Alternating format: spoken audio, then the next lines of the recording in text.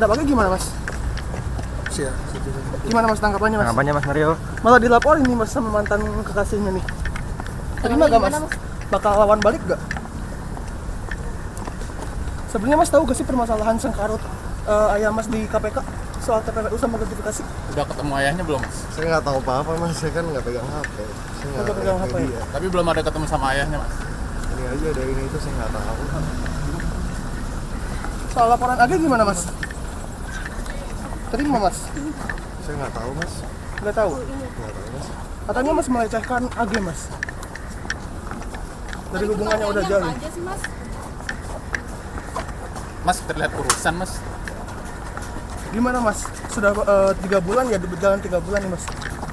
Dalam kasus ini gimana Mas tanggapannya Mas? Enggak tahu ya. Berarti sekarang siap menjalani proses hukum Mas? Iya saya jalanin aja apa yang ada. Tapi sehat sekarang. Iya Mas, sehat nggak Mas? Sehat itu. Menyesal gak Mas udah terlibat di kasus ini? Sangat menyesal Mas tentunya. Ada permintaan khusus mungkin ke keluarga David? Tapi yang mau disampaikan. Ya udah ya. Ya rekan-rekan ya, di sini dulu ya.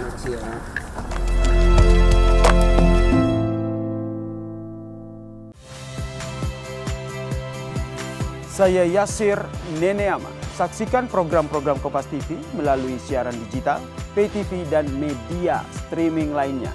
Kompas TV, independen, terpercaya.